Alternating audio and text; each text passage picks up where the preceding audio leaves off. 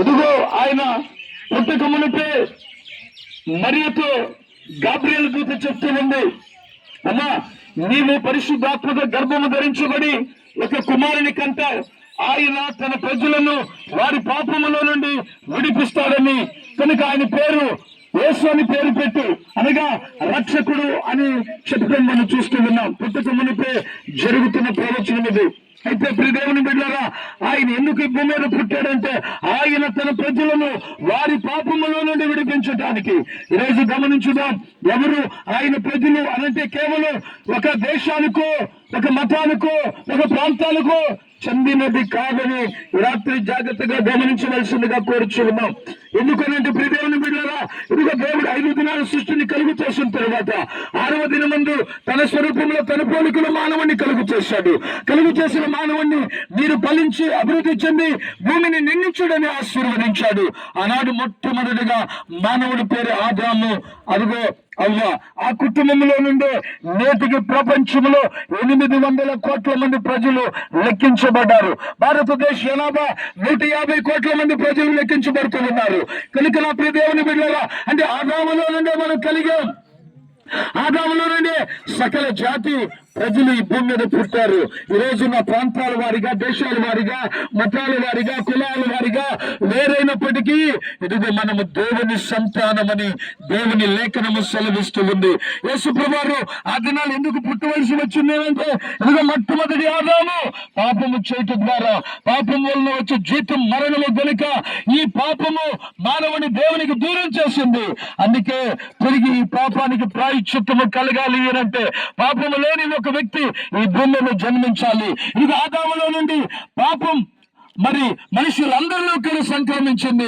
చూస్తున్నాం వాక్యములో, ఆదాముని దేవుడు తన పోలికగా చేస్తే ఆదాము ఆయన పోలికలో మనుషులందరినీ కనటం చూస్తూ ఉన్నాం. అంటే దేవుని పోలిక ఆదాముకున్నప్పటికీ ఆదాములో నుండి వచ్చే సంతానం ఇప్పుడు దేవుని పోలిక పోయి ఆదాము పోలికగా మార్చబడ్డారు. అందుకనే పాపం అందరిలోకి వచ్చింది. ఆ పాపం దేవునికి దూరం చేస్తా వచ్చింది. ఆ పాపమే మరణానికి గురి చేస్తా వచ్చింది. ఈ మరణం కేవలం నువ్వు అనుకుంటున్న శరీరానికే కాదు, ఈ మరణం ఆధ్యాత్మికమైంది, అనగా దేవునికి నిన్ను దూరం చేసేది. అందుకే మనుషులందరి జీవితాల్లో కూడా తిరిగి దేవునికి దగ్గర అవ్వాలన్నా, తిరిగి దేవుని ఎదుకు వెళ్ళాలన్నా, దేవుని ఎదుకు చేరాలన్నా ఇదిగో లేఖనం సెలవిస్తూ ఉంది.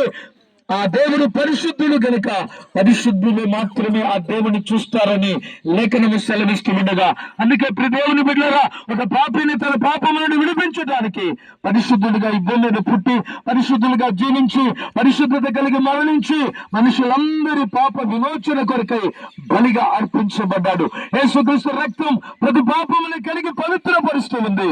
అందుకే నేడు కూడా ఆయన సజీవుడై ఉండి ఈ మాటలు విని అనేకుల జీవితాల్లో వారి జీవితాలు మార్చుకుని పాపానికి వేరే ప్రత్యేకించబడి పరిశుద్ధత కలిగి బతుకుతూ ఉన్నట్టు చూస్తూ ఉన్నాం. నేడు కూడా ఈ వార్త మీ కొరకు వినబడుతూ ఉంది. అందుకని ఆయన కేవలం ఈ భూమి మీద ఏదో మతాన్ని స్థాపించడానికి పుట్టినవాడు కాదు, ఒక మనిషిని తన పాపము నుండి విడిపించి నిత్య రాజ్య వారసునిగా చేయటానికి పుట్టినవాడు గనుక నేటికి ఆ సాక్ష్యము స్థిరపరచబడి ప్రకటించబడుతూనే ఉంది.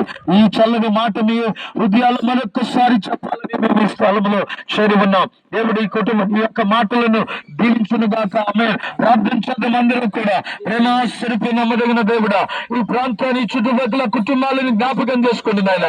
ఇంతవరకు మీరు కాపాడుతూ బలపరుస్తూ వచ్చారయ్యా, ఇంకొన్ని మీరు ఆశీర్వాదకరంగా వచ్చేయండి. వారి ఆధ్యాత్మికంగా శారీరకంగా నూతన పరచబడడానికి కృపణ ఇచ్చేమని ప్రార్థిస్తున్నాం. వారి స్థితి నుండి విమోచించబడటానికి సాయం చేయండి నాయన. వారి భూఫలమును, గర్భ ఫలమును, పశు ఫలమును, చేతి ఫలములను ఆశీర్వదించమని ప్రార్థిస్తున్నాము నాయన. ఓ ప్రతి తెగుళ్లను ఈ స్థలాల్లో ప్రాంతాల్లో లేకుండా తొలగించమని ప్రార్థన చేస్తున్నాము నాయన. ఈ ప్రాంతం అంతా శాంతి సమాధానాలు నింపమని ప్రార్థిస్తున్నాం. సస్యశ్యామలముగా మార్చమని ప్రార్థిస్తున్నాం.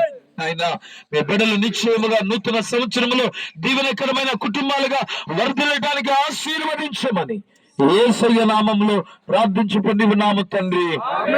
ఆమేన్. Happy Christmas. Merry Christmas. Jesus love you. Merry Christmas and Happy New Year.